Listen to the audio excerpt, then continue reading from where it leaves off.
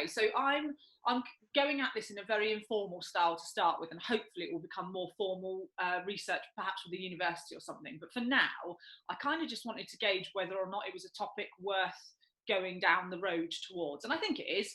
But you don't want to be too arrogant about it, do you? So I do a few different roles. So I'm head of people for a social enterprise called This Mum Runs, which gets women back into exercise after they've had children for mental health and physical health reasons, which is lovely. Love doing that, and have done it for years.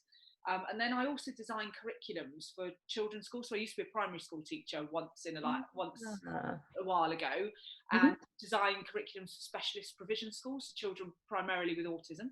So trying to get them to discover and be curious about the world and learn how to lead a fulfilling life, even with all those challenges that they may or may not have. And then I also do some coaching. So I do kind of life coaching, a bit of leadership coaching in companies and things as well. So I've got this lovely life that I've managed to craft with all these marvelous like roles. So I'm very happy. Lots of purpose, thank goodness, because I lived in corporate life for 15 years and there was no purpose in that. So I've managed to escape that, fortunately.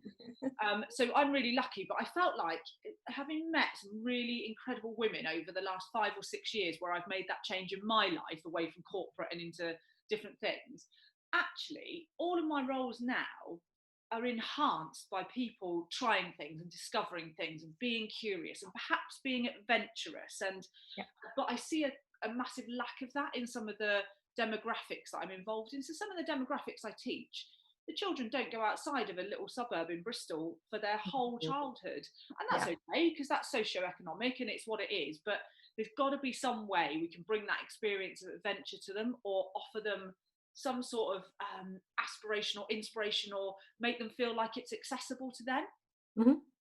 But there's this big question for me, because I know lots of different people who are adventurous, my term for adventurous anyway, and they come from all sorts of different backgrounds, but there's got to be some common themes throughout those lives that maybe we can pick and use to encourage children, or to encourage women as adults who aren't very adventurous and want to do that.